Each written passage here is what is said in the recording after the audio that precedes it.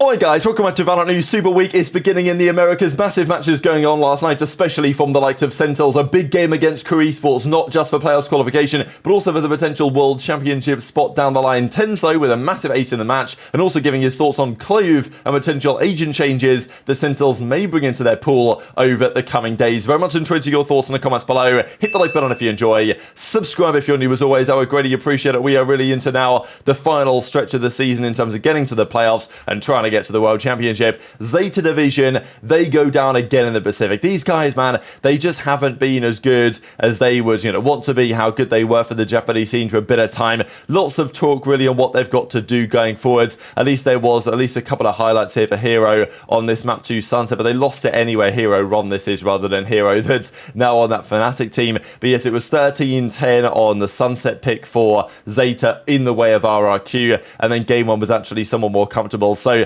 they put up a bit of a fight, but it just isn't enough right now with how things are going in the Pacific, and this is how things currently look in that region, right? So PaperX still leading the way at 6-1. Of all the regions, this is the one which is a little bit more clear-cut in terms of who's going to make it to the playoffs and who isn't. Lots of teams at 6. Interestingly, of course, Gen.G are still 4-3. Like, look, they've got some games upcoming. They play Bleed, GE, and Team Secret very in pretty close proximity, to be fair, and it's today where some of those things are going to start kicking off. We've got GE versus T1, of course, going on right now. Game 1 went to GE 13-10. Lotus is a T1 pick and currently 9-7 in their favour. So, that's obviously a big game as well, because GE, if they were to get to 4-5, they would feel themselves pretty likely potentially to try and get a spot here somewhere in the playoffs. But look, Gen.G are still, they were the best team in the world a couple of weeks ago, so you've surely got to think they'll do enough to get through to the playoffs. And then with 5 teams at 6 wins,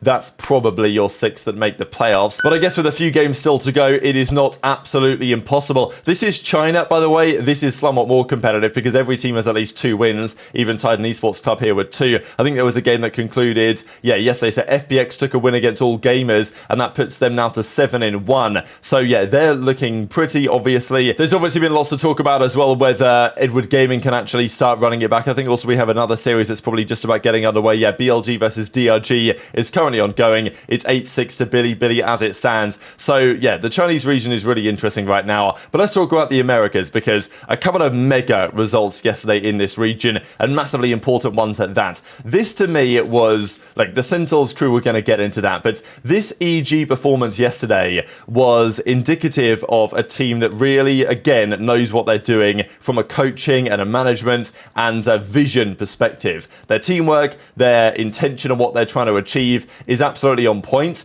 and we're seeing it again when effectively Potter, as the coach of the team, Giorgamo, and then 4 other players, effectively how it was last year, right, are still able to deliver great results. And honestly, EG right now, on this meta, if there's any meta where EG are going to be a serious threat, this has got to be there, because Giorgamo can run the Neon, he can run the Raze, do whatever, and just be really impactful. And I think that is the pretty scary thing for the opposition, right? And this new Furia team will have some questions to answer, just because they've obviously tried to put together some firepower here. But the problem has been, when you put together firepower, is like, are you going to get good decision making? And the answer is no on a lot of occasions. So EG just came into the series here on the Bind and the Lotus and just completely clapped them. Like, it weren't even close. Giorgamo 41 frags. Bind in the end, let me just go back to overview. Bind was 13-5 on Furia's pick. They just dominated the first half and closed it out. And then, I mean, look, if you thought the 9-3 half was bad,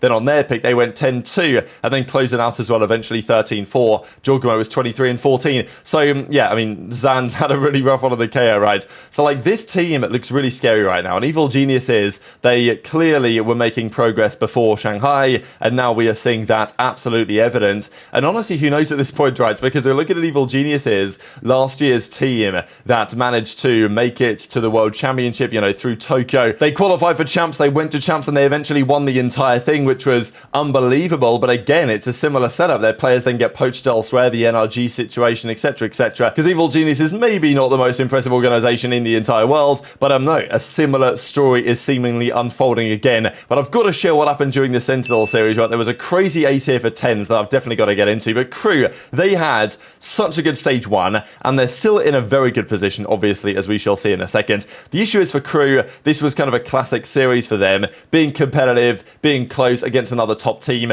but when it matters, ultimately falling just short. We've seen it before, we may well see it again. This was the ace though here from TenZ. Here we are on the Lotus, and it's crazy that TenZ was already down to 22 HP. He gets 1 while he's on 22 HP, still has 3 more to find. And then obviously, you know, they try and decide to run into the absolute blender, and the trades just weren't really there. 1, 2, 3, and you know, he was absolutely one shot, and he still gets an absolutely clean ace to close out the round. A massively important round as well at that. This though was a funny one on the split, because it seems every time there was a result, Zekken got a kill, either from his own result, or from a moment like this, when Kesnit tries to use the result, and Zekken just a bit too fast for him, hops up and gets all the kills. Like, Zekken already got 1 here, then he hops up and gets 2 more. So yeah, absolute best there really from Crew, and they were competitive, but in the end it was a Huck 2-0, as that's what Sentinels are getting through, and I'll share a couple of clips. Nice. Oh my god! Good composure, bro. What is going to be the answer from Crew here? Surely you back away. Do you refight this? But the spike is hard. Oh my god!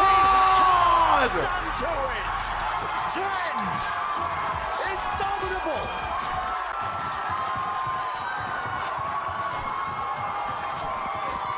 Wow. Wow. Actually, wow. Actually, wow. Actually, wow. Actually, wow. Nah, he's cold as fuck. I'm not gonna lie. He's actually cold as fuck. That is nasty, bro. Low HP. Look at the composure here, man. Look at the composure. That is crazy, dude. That's his spot, by the way. That's second ace, right? Yeah. He had a pistol ace there before. That's his spot, bro. Yo, that's awesome, man. That's fucking awesome, man. That's seriously awesome. Is Kaplan, not first, I asked you many questions before this. Kaplan talked about switching agents to me in the coach interview to keep kind of the enemy on their toes. As a player, how is that when you're like, all right, guys, deadlock last week, Cypher this week? Is it hard to adjust that quickly? Are you fine with that? Do you enjoy it? I mean, I'm still an Omen, so I'm chilling. But overall, I think it's really good because it basically keeps our opponents like guessing of what we can run. I do think that's the strong thing about having dynamic comps. Will we ever see you off? I mean, your Omen is iconic now. Will we ever see you off that iconic Omen, or is there no other controller that can offer that sort of style that you do with Omen? Let him. You're Clove. Oh, I think they want Clove. I would love to play Clove, honestly. Clove's really fun. Do you think there's a spot in the meta right now with the Neon and the ISO for Clove for that, you know, aggressive playstyle, because they play so well with that aggression? I would say it's kind of hard because the Omen Paranoia is really strong, and I think it finds insane value every round, whereas the rest of Clove's kit can be kind of a toss-up, but overall the character is just amazing to play, and ranked especially. Yeah, well, all of the talent that were asked said, all but one said that we believe that Sentinels were going to make it to champs. Many of us said that you guys were going to win this season. In your current form right now, do you think you will make it to champs? I think day by day we've been getting better, so I think that's a good sign. And obviously we're just one match at a time until we actually qualify for playoffs and then for champs. Hopefully. Good humble answer. Good humble answer. No. Is that a no? You don't think right now? She's trying to bait him to saying it. Biasly, yeah. Fuck. All right. Well, how do you compare your form to Madrid till now? Do you think you're still trying to reach that form, or do you think you have surpassed it and just trying to get better? I definitely think there was a form that we obtained in Madrid that was definitely a really high level, and I think it's quite hard to consistently keep up a high level constantly throughout this game. So definitely a little bit of chasing, but I definitely see improvement from before when we were playing in Madrid as well. Oh, an iconic player who just gave out a PC today, the iBuyPower Ace. Thank you so much, TenZ. Oh yeah, his ace was one nice. more time. If you didn't already hear it, they 11. So TenZ certainly talking about the meta, the way things are looking, what the potential is going forwards here. Because, like, as I say, it was a competitive series. Klaus had a pretty tough time on Crew. It was 13-11 game one on the pick of Crew Esports. That ace, of course, for TenZ proved massively influential over the course of the game. And then the split, again, TenZ on the Omen, 13-10. So, look, is TenZ going to drop the Omen for something like a Clove? We'll see. But it's still worth looking at how these teams are going. Because Sentinels, there was all this talk, right? They were phenomenal at the start of the season. Best team in the world, of course, as it turned out. But as time progressed, they went and won Madrid. They came back home. Things obviously were a little bit different. Teams have been prepping for them. Their level fell off. They didn't qualify in the end to go to Masters Shanghai. But I think it's a general feeling now that actually sometimes not going even to some of these internationals can be an advantage. You get to go home, you get to relax, you get to practice a bit more, you get to prepare for the next run. You're not, target isn't on your back in the same way that it was previously. And as TenZ says,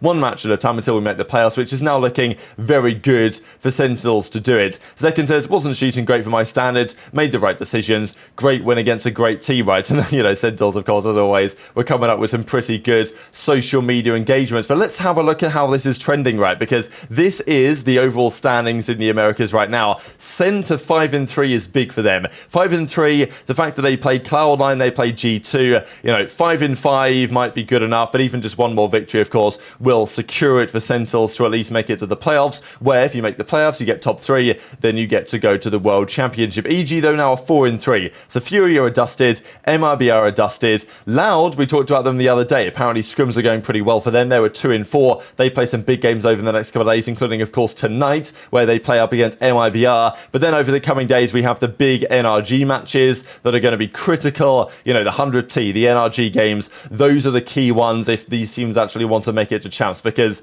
right now, there are probably 9 teams that could be playoffs caliber. And look, even if Crew massively fall off, they're still 5-2. They're still looking okay. They've just got a lot of games upcoming, right? They play NRG, G2, and Cloud9. And, who knows what's going to happen there. But Lev, Crew, they're looking in a pretty good spot. And the other good news is for Sentinels that by winning another series, they did pick up another championship point. Now, this isn't reflected here yet. I think they had 9 going in.